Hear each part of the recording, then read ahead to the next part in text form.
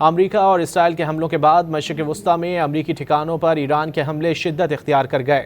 گزشتہ شب ریاض میں امریکی سفارت خانہ ایران کے ڈرونز حملوں کا نشانہ بنا، جس کے بعد سفارت خانے کی عمارت اور باہر کھڑی گاڑیوں میں آگ بھڑک اٹھی۔ بحرین اور کویت میں بھی امریکی فوجی ٹھکانوں کو ایران نے نشانہ بنایا۔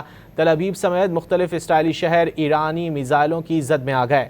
امریکہ نے اب تک کے حملوں میں 6 فوجیوں کی ہلاک ہونے کی تصدیق کر دی۔ امریکہ اور اسرائیل نے آج پھر ایران میں مختلف مقامات پر بمباری کی۔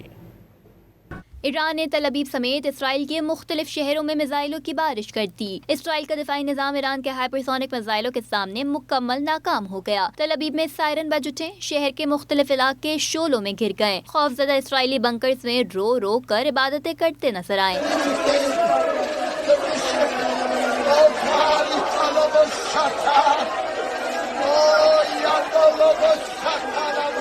ایران کے میزائلوں سے رات میں دن کا سما دکھائی دیا۔ حیفا اور مقبوضہ مغربی کنارے کے شہر ہیبرون میں بھی میزائلوں سے حملے کیے گئے۔ سعودی دارالحکومت ریاض میں بھی امریکی سفارت خانہ ڈرون حملوں کا نشانہ بنا، جس کے بعد سفارت خانے کے اندر اور باہر کھڑی گاڑیوں میں آگ بھڑک اٹھی۔ سعودی حکومت کے مطابق اس واقعے میں معمولی نقصان ہوا۔ سعودی وزارت دفاع کے مطابق ریاض اور الخرج کے قریب 8 ڈرون مار گرائے گئے۔